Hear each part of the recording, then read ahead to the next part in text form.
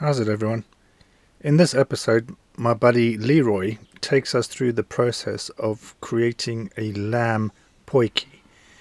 He'll also explain what a potjie is during the process of this video and the necessary steps to get a perfect potjie dish.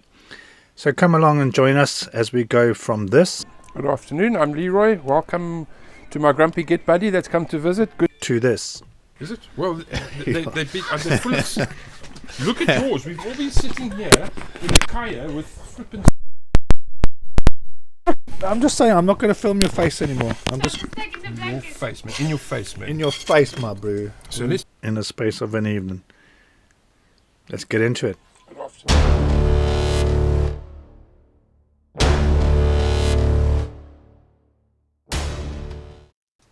So this video was actually recorded some time ago. I just wasn't sure how to fit it in with my channel and the content I post. However, as I said from the start, expect to see everything and anything on the channel. This dish is a typical South African dish, and in fact it is something that can be cooked on a fire outdoors, which a lot of van lifers and campers and people who enjoy outdoors do anyway. So I thought it might be a source of inspiration for your next dish. So I'm here with Leeroy at the moment in Eversley in Hampshire. He is currently in the process of making a potjie, and I'm going to hand over to him now so that he can step you through the process of what this entails. Good afternoon, I'm Leeroy. Welcome to my grumpy get buddy that's come to visit. Good to see you as always. Nice jamming. Thanks for coming around. What I'm going to prepare for Elton today and his sister who's coming to visit from Southampton, I'm going to do traditional South African lamb potjie. Potjie is translated into English as it's a cauldron, it's a pot, it's like a stew, but it's done on a fire and it's a long, slow process. So what I've done, I've prepared the food. You might have seen the video for that, and what I'm doing now is getting this pot nice and hot so I can fry the onions, and then after that I will brown the meat. So you'll see how that works. So I need a good flame. Ultimately this is going to end up just on briquettes, on coals, but in the initial part you've got to get the pot really, really hot to fry the onions and brown the meat. So you can see that process go through, and I hope you enjoy the video. So I'm going to grab the onions,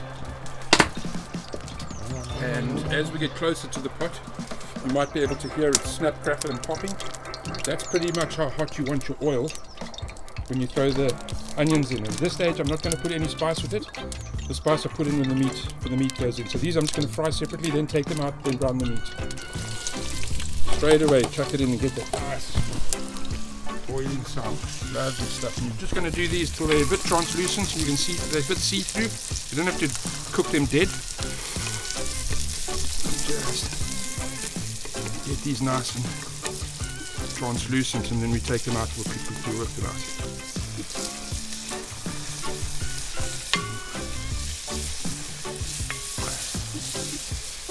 So in this part, if you're using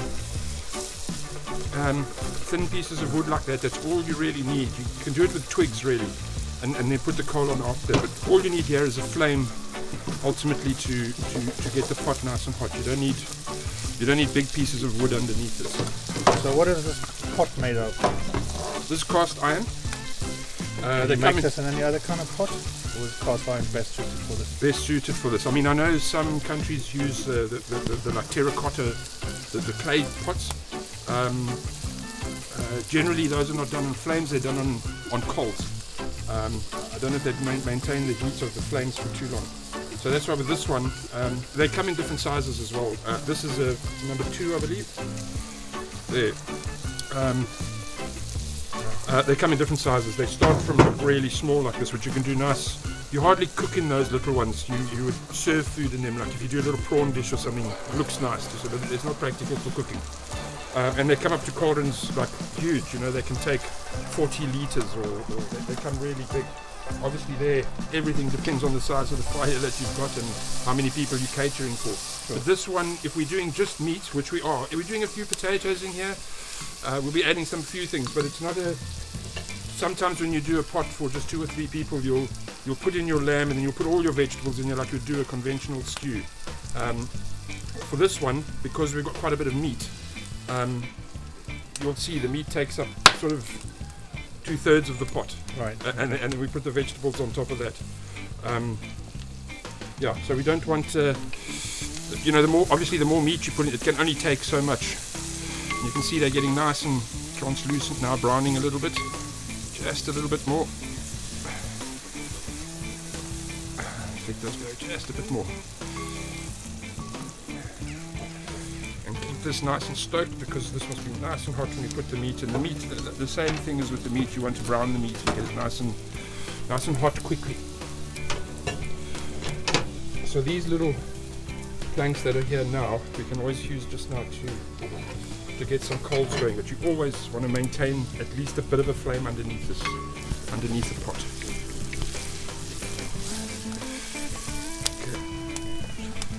Okay, so I've grabbed the plate, and we'll see that the onions have lost their form now. They've become soft and kind of soggy. That's exactly what you want, because we're going to add this back to the meat just now. So I'm going to take this out.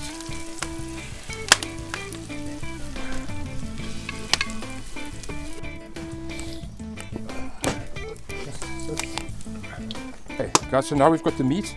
We've got two different cuts of lamb meat here. There's lamb neck. You can see it's quite a different piece of meat, and this is taken from it's called the lamb breast, which is kind of this part just below the rib cage that comes out. So it's got a piece of sinew in it. However, the meat on it's quite nice. It's got a nice bit of fat on it as well, which the neck doesn't have much of. I haven't been able to cut these pieces smaller because it's got like a real knuckle bone inside there. So some of these pieces might be big. Spice them up or anything Yeah. before you put them in the pot? No, I put them in the pot. While they're in the pot and they're busy browning, I will add the spices. So you hear the pot's nice and hot, and it gives you that sizzle when it goes in. And as I said, you'll see how much space this meat takes up in the pot. You want to get this nice and brown.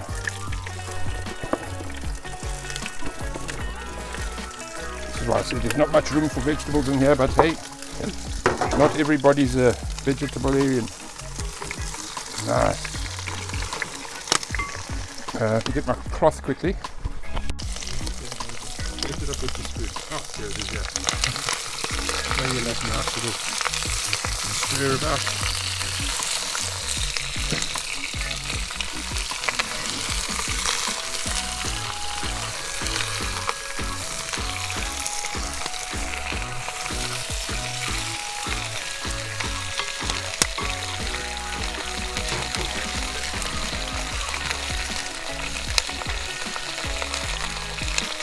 Okay, the spices I'm going to use here, quite simple. Lamb seasoning, salt, black pepper, and flippin' lacquer. This is a multi-spice that we get in South Africa. Good on braais, barbecues, burgers, and in pots like it. So it's like all season spice.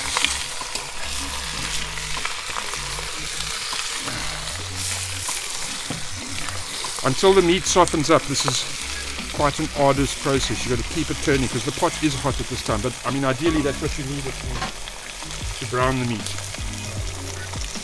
Salt's always nice with lamb. About a teaspoon, I suppose. Give it a stir.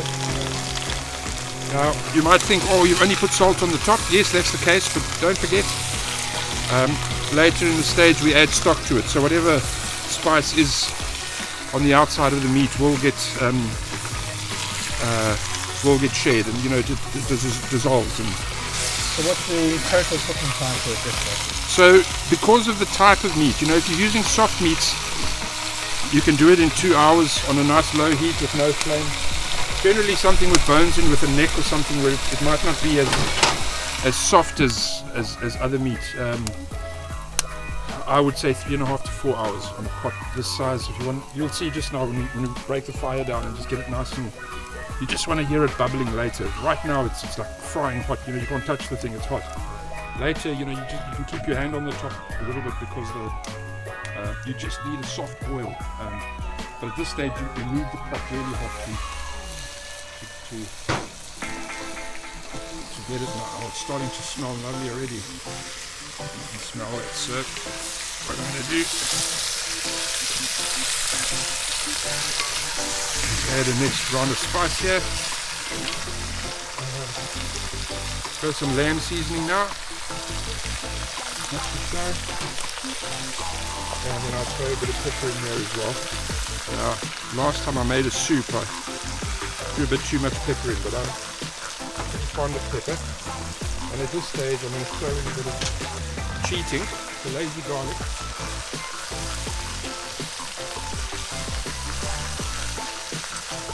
And I like to put this in now so it sticks around the meat a little bit. 2 teaspoons of that. And this I can give a nice stir again. And you'll start straight away, it doesn't take long, you start smelling the spices coming through, it's awesome.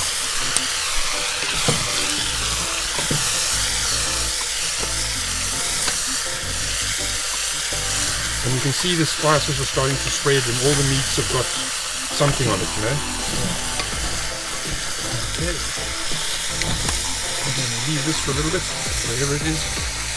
Let it cook if you can. I know it's not always easy. Try and push the raw parts against the side of the pot because that's where the heat is obviously. Put a bit more wood here to keep a flame going. You always want to have a flame under the pot at this stage. What I'm going to do quickly is go down to my garden. I've got a rosemary tree there. I'm going to just carve a couple of sprigs from the rosemary tree I've got at the bottom of the garden there. Just add that in now. Can you smell it? Can you smell it? Can you already get the...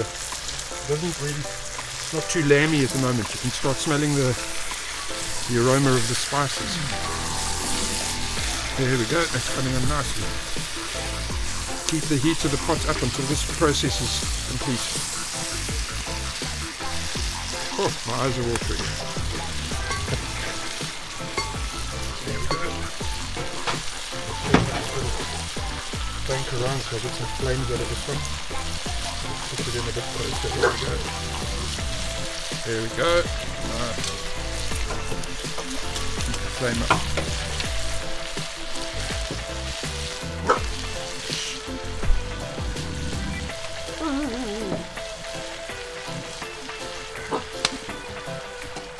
Okay, I've just added the flippin' lacquer. You can see it on top there.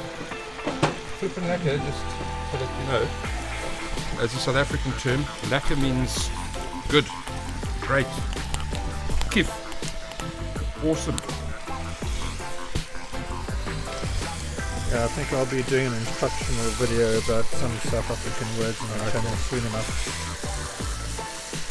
Cool, now you can see the meat starting to take that nice brown parts of it, you know. You can see it's already browned on the outside. You want it nicely browned on the outside before you throw your stock in. This one looks burnt, but it's not. It's this had some red blood on it, so obviously this is the head of the neck. Caramelized. Yeah.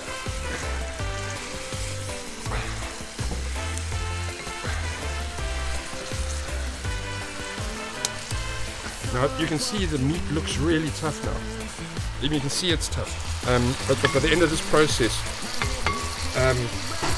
this meat will fall off the bone. It will be beautiful, beautiful, soft. Yeah. So what stock do you put with this now?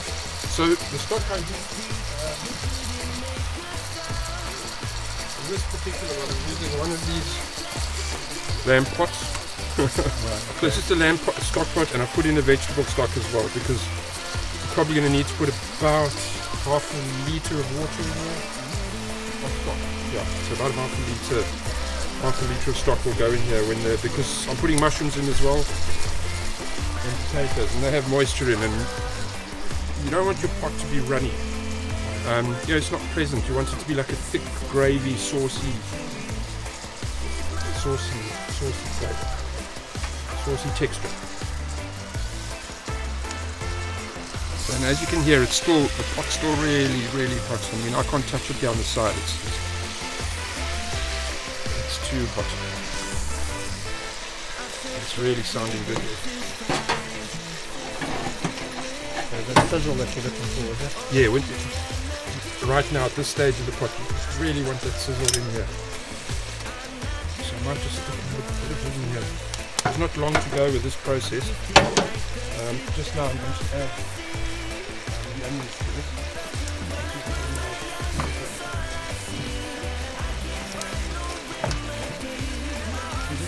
good enough. But you just need 2 or 3 little flames under it. So the smaller little planks that you've got are the ones that you want. So just drop that under, that'll start firing up in a moment. But once I throw the onions in, it's not long then before the vegetables go in, the lid goes on, and that's it. And it sits for 2 or 3 hours. In quite a lot stir it in that time? No, you don't stir it. You just leave it. That's why you keep it on the low heat. And normally I would have another fire going here with a couple of coals on it, briquettes. But because this is quite nice here, there's a lot I can just, and it's a good heat. So once I take these burning planks off, I can just chuck the briquettes right on top of those coals, and it'll be warm enough, and the briquettes will take in time. So, and it'll be warm enough to sustain it.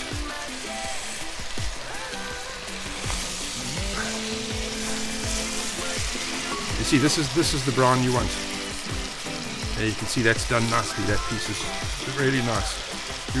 Ideally, you'd like it all like that, but quite a bit of meat in this pot. But we're getting there. Definitely getting there. There's a nice brownness coming up. There we go. That's lovely.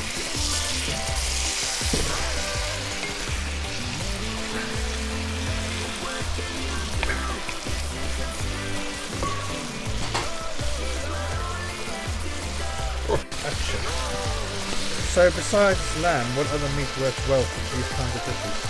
Oh, you can do anything. Chicken.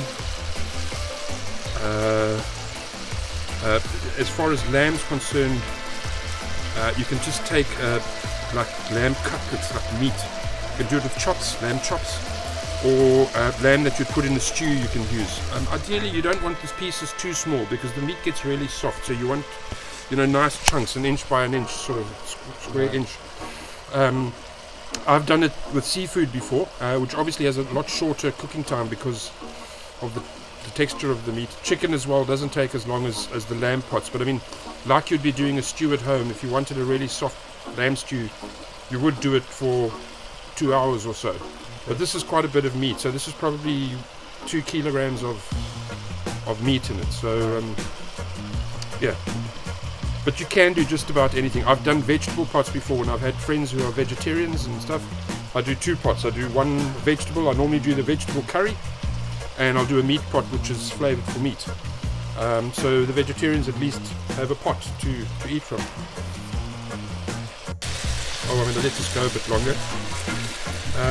I don't think I mentioned just now. Another really nice dish to do in a pot is oxtail. I don't know if I mentioned that.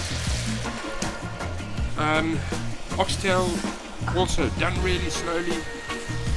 I mean, I know at the butcher down the road I can buy a pack of oxtail, which is a whole tail, for about 10, 11 quid.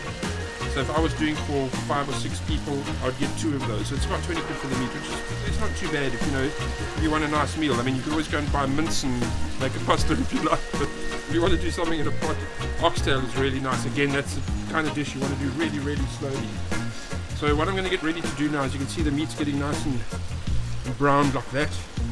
In certain places it's really looking cool. So I'm going to get ready to throw the onions back in here, and I'll give that a stir, reduce the heat, and then start adding the vegetables. Great. Okay. Okay, let's have a quick look here. So I've given it a couple of stirs. You can see it's starting to get really nice and brown. That's what you want to see, like that. That's really done. Get away from probably some pale pieces here still, but generally it's nice and brown. Oh, there we go. So what I do now, chuck the onions back in again. So these were the onions I fried just now. I'm going to stir them in. Yeah, I'm going to stir them in. And then I need to reduce the heat because this is the starting of the long cook process. Give that a nice stir. The onion about. This is looking lovely already. Could you do this on a gas barbecue? Yeah, I've got one there. Yeah. So this is the gas one I use if it's not really cold. Right. And we've made this one special for the cook. So just plug it into gas. How does South Africa feel about gas? I don't know. I don't do it like that. My dad built that, and I've used it once because he told me to. But I wouldn't under normal circumstances. And the time he did an oxtail pot in it, it didn't come out very well. But anyhow, let's leave that there. I find it's almost too hot because there's always a flame. You know, with charcoal, there's not a flame. So it's just a heat. I'm assuming in theory it's easier to control the heat with gas pots. But it's still a flame, so the bottom of the pot just gets too hot. And with charcoal, it just keeps the heat. It's so easy to control the heat as far as I'm concerned with charcoal. Maybe there are gurus that do it on gas. I'm not one of them. I'm definitely not one of those gurus. I'm so much more familiar with doing it right. So now I've mixed the onions. It's looking cool. So what I need to do is bring the heat of this pot down a bit. And then just move that over. Just be careful when you pick this thing up, because you seem to forget that thing's been lying down in the heat, and you just go and pick it up to move it, and it's some hot. Right. So there's still a few coals here. So what I'm going to do is just bring these coals in a bit, like that. Keep this piece here because that's still nice and hot. I'll leave that in there just a little bit for now, because obviously I'm putting colder stuff in it, so it's going to bring the temperature of that down anyhow.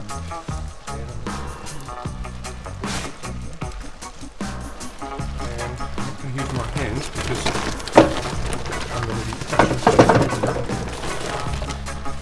So just drop a couple of these on here. Let them get going. These on the side for now because I'm going to start on the fire here. There's always some briquettes going, so that you can just keep feeding briquettes to maintain the heat of the fire.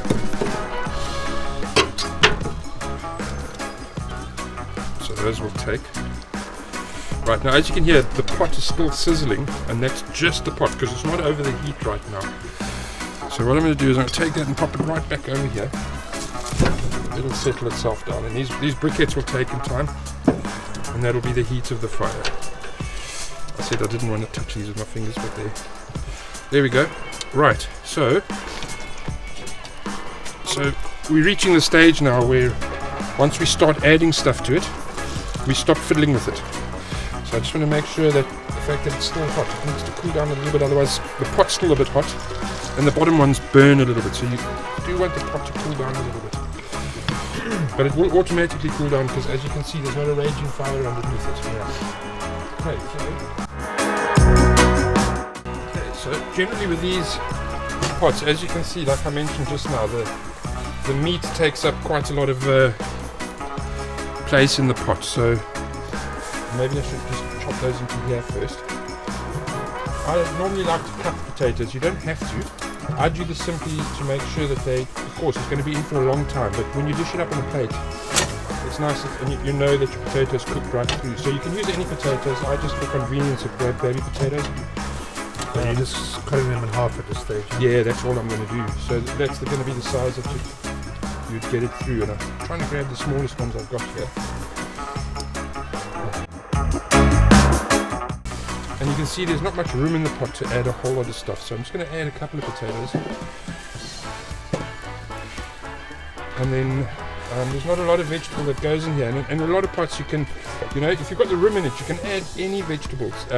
How we lay the vegetables normally is put the vegetables that need longer cooking, like obviously in a pot, most of the heat here is at the bottom of the pot. So you'll put in your slow cooking vegetables, potatoes, root vegetables. You'll layer them first, and then as you go up you can start putting your courgettes, mushrooms, softer vegetable that will cook a lot quicker. Otherwise what you end up with is like a mush, or if you put potatoes at the top, they're not cooked. So do you stagger the time where you put some of the vegetables in? No, you put them all at the same time. The trick to that is actually putting the quicker cooking veggies at the top. And generally the quicker cooking veggies have quite a lot of moisture in it, which ultimately drops down and then permeates with whatever stock you've got in the pot. So I think that should be about enough potatoes. We've got quite a bunch of mushrooms, but the thing is about the mushrooms is they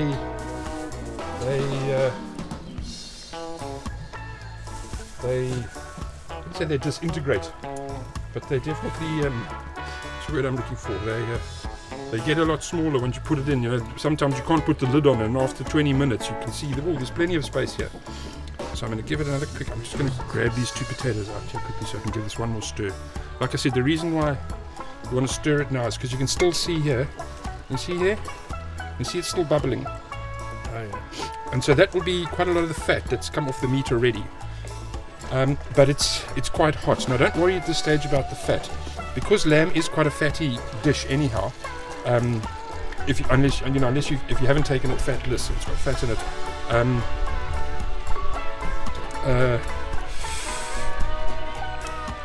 Once you put the water with that, it doesn't, the fat won't stay there. You'll get rid of that fat. So there, I've layered it down a bit, and I'm going to just push it down like that. Let's see. I'm going to throw the potatoes in now. I think we can put a few more in. Okay, that should be good. So there's a layer of potatoes, and like sort of at this stage, normally if you've got carrots or any other root vegetable, you know, that's quite thick and moist, you'd add that to this. I'm going to grab the mushrooms. So I've got 4 brown mushrooms and 2 punnets of button mushrooms. I just normally just chuck them in like that. And you see already they take up a lot of space in the pot. But they do cook away to nothing, so don't worry at this stage if there's not enough space on the top of the pot. Just cut these down a little bit in size so I can get the lid on ultimately. Push them down nicely. Get some more space here. Chuck these in.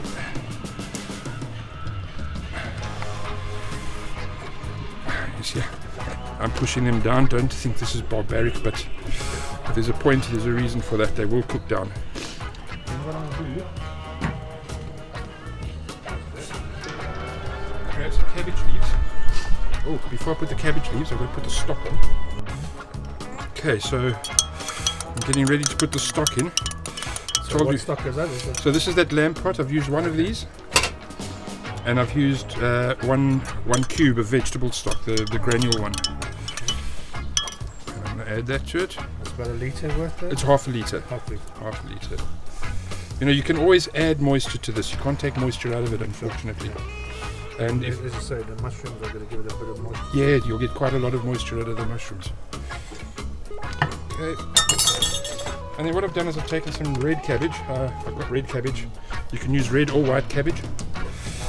Pretty much layer that around the pot like this. The reason for this is this has got moisture in it itself, and it serves as the lid of the pot. Your food doesn't touch the top of the lid.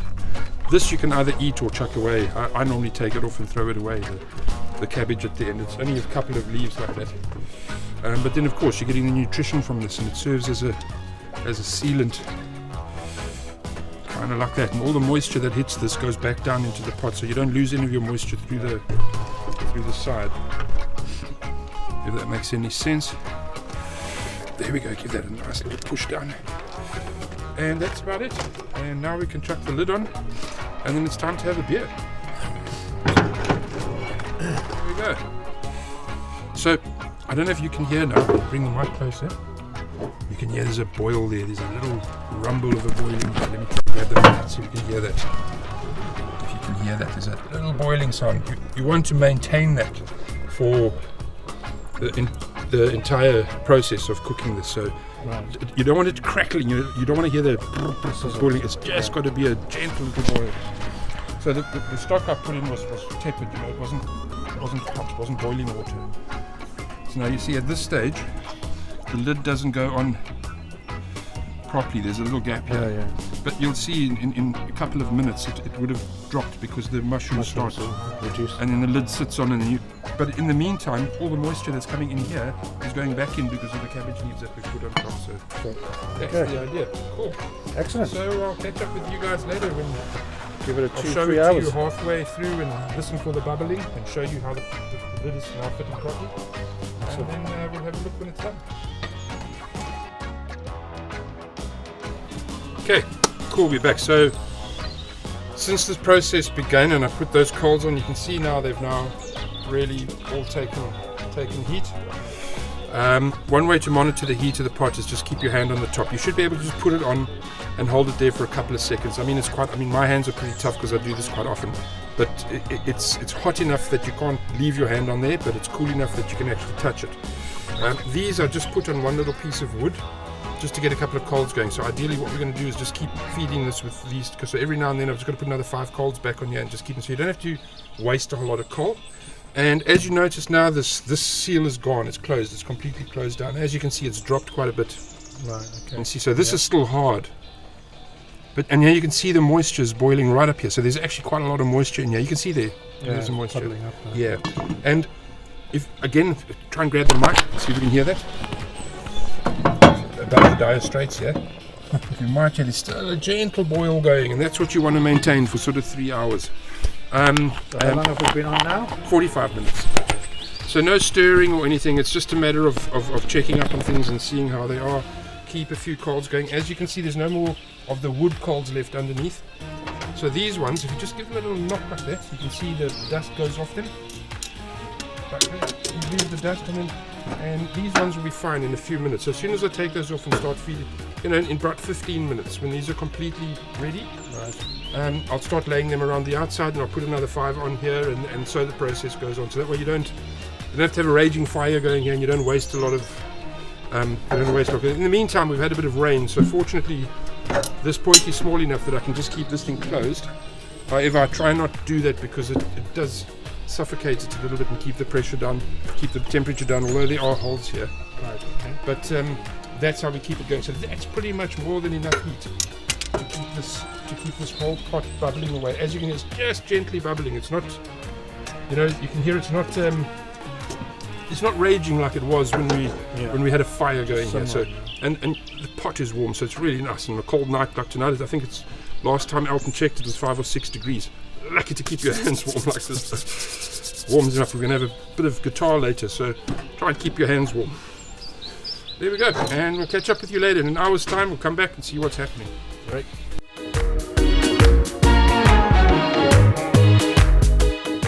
Call action. I'm already filming. Oh, so what I'm doing now is just making sure these coals, like I showed you earlier, dump all the dust off, get them back to good. Got a couple of coals going here, always to add. The pot now, the lid is always hot. It actually is 5 degrees here, so this is a good way to warm your hands up. But let's take the lid off quickly and see what's happening, see if we can hear that bubble. You can see how much it's dropped down there. It's like nearly an inch that it's dropped down because I couldn't get the lid on to start with. But if you listen there, can you hear it? yes, I can hear it. There's just a gentle bubble there. You can see it just bubbling there on the side of you. Can you see that part there? Yeah. Just a little boil. And like I said, very little moisture comes off the top. Most of the moisture has gone back in the pot. So another hour and we'll be good to go here. Cool. So now we just close it and leave it again, is it? Yep, close it, leave it for another. I'll just keep the temperature up, keep a couple of coals going, and then in an hour and a bit we'll be good to go. Cool. Hey, so now it's 8:30 in the evening. We started this process we started the fire at about 4 o'clock and started doing the onions at about 4:30. So you can see there's still some nice moisture on top here. Look at that. Oh, look at that. Oh, the juice is a bit thin there. Yeah. So I know how to thicken that up. But I actually don't think I'm going to do that because it being lamb, quite a lot of what you'll see on the top here will be fat. So when you pick it up and dish it in your plate, it will go into your rice and whatever you're eating it with. So I don't think I'm going to thicken this one for. But just get a piece of this meat out and see how soft it is. You can see how it's breaking. Look at that. That's the piece of meat. Look at how it comes off the bone like that. So that's fantastic. So this is good. All ready. Put the cabbage back. Happy with that? Very happy. So what I'll do is just go make sure the rice is alright. Have another beer. Yeah. And then we'll play dish up. Okay. So it's been 3.5 hours now. Back, this is the end product. like I said, I don't normally eat the cabbage on the top, so I won't use those. I won't be so crude.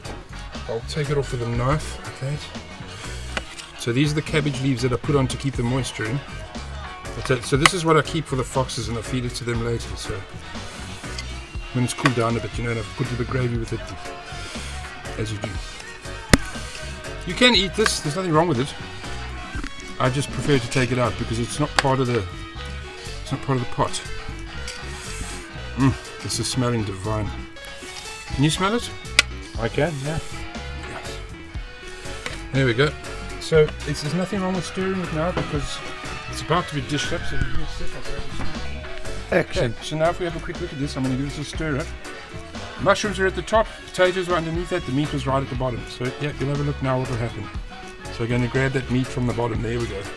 And you can see how soft that is, it's just falling off. Can you see if I just go like that with a spoon, I'm just touching it and it's breaking apart. So the potatoes will definitely be cooked by this stage. There's nothing wrong with that. So there we go. And there's a young lady here this evening that really likes mushrooms. So there's plenty of mushrooms in this pot, alright. And there we go, you just give it one or two little rolls like that, stirs, and that's ready to be dished up. So there's a nice bone from the neck, look at that. Wow, look at this meat, it's just so soft. So here we have a quick look in the light. You can see how soft this meat is. I mean, you can see unfortunately a lot of it's fallen off the bone already, but you're not going to look for meat in this pot.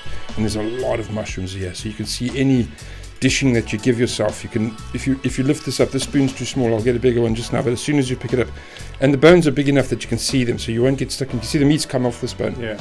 And that's how soft the meat is. So this is going to be divine. Look at that. There's still some with meat on. I don't want to stir this anymore because it breaks it down. So that's how you do it, guys. So what I've done is a bit of rice as well. So this was just normal rice that I did.